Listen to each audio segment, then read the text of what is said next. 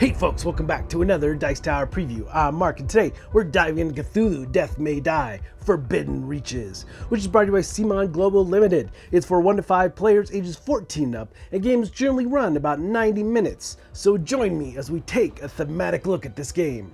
In Cthulhu, Death May Die, Forbidden Reaches, you're up against the ultimate horrors of the mythos, facing off against elder ones that bring chaos to every corner of the game. From Yig, the venomous father of serpents, whose minions spread poison and fear, to Katanathoa, whose very presence can petrify investigators into lifeless statues. These aren't just bosses waiting at the end, they shape the entire experience, with unique abilities and a relentless march towards summoning that makes every decision feel like a life or death gamble.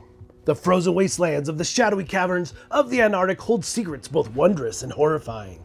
You may stumble upon strange artifacts imbued with eldritch energy, their use as dangerous as their discovery.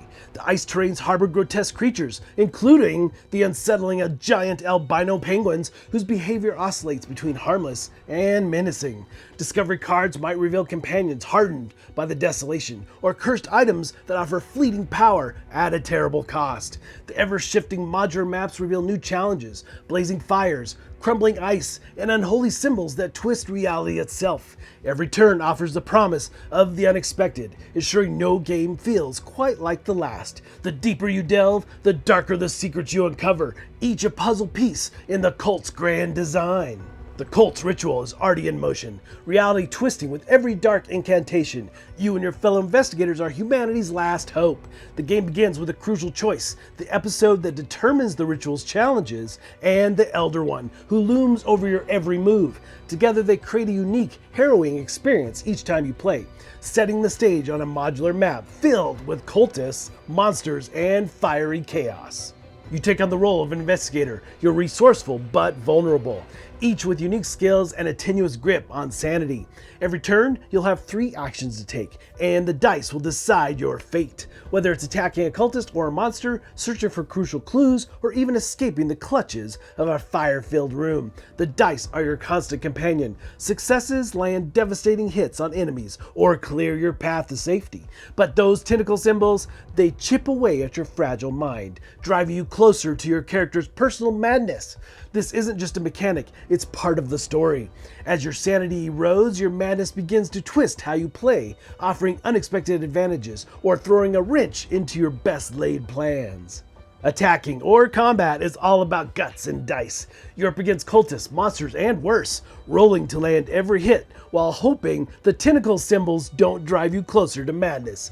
Every attack is a gamble. Will you deal enough damage to clear the path, or will you leave yourself open to pay the price? With every roll, the tension builds, and whether you're swinging a weapon or using something far stronger, it's all about making each attack count before the darkness closes in.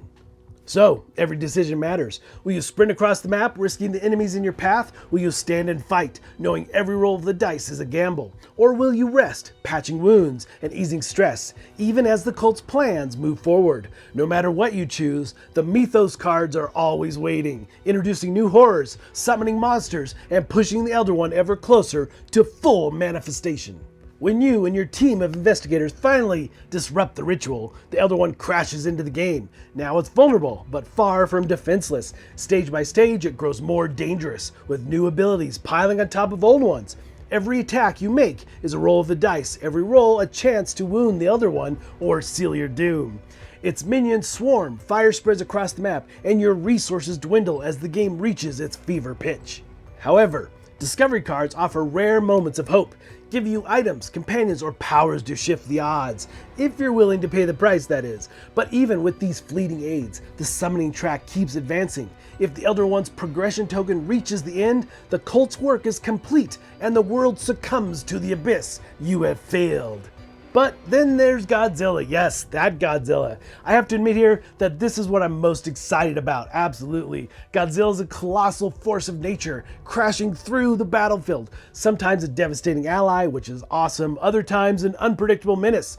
Godzilla's movements are dictated by special mechanics. It smashes through cultists, monsters, and even investigators, if they're unlucky enough to be in its path. One moment it clears the board of threats, giving you a glimmer of hope. The next, it levels everything in sight, leaving you to pick up the pieces. Godzilla's presence adds an electrifying unpredictability that keeps you on your toes, forcing you to adapt to its wrath. Defeating the Elder One is your ultimate goal, and when it finally falls, the board is a battlefield of wounds, fire, and the echoes of your desperate choices.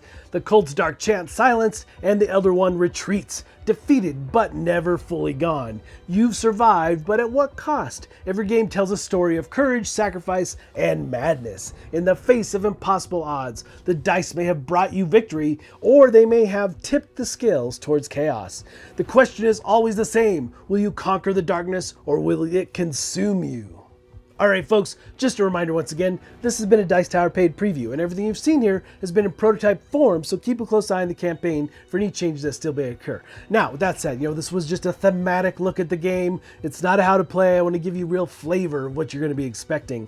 But I like a lot of aspects here because it is some of my favorite type of gaming. Dice chucking, it has that in spades, as well as dungeon crawling, and they make it easy with the storyboard and episode cards, exactly what you're going to be doing for this adventure, as well as any specific rules, but more importantly, the setup, quick and easy to get you into the game. Really well done for sure.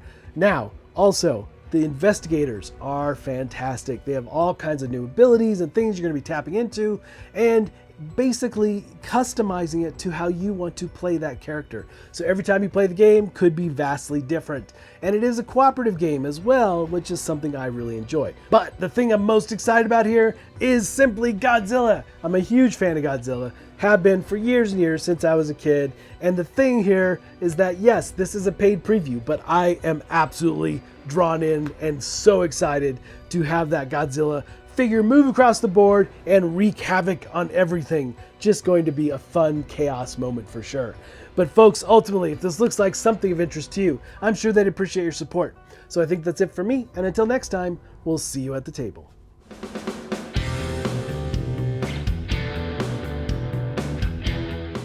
Hey everybody, thanks for watching this video. If you like this review or whatever you just watched, wasn't it amazing? Check out our channel, Dice Tower.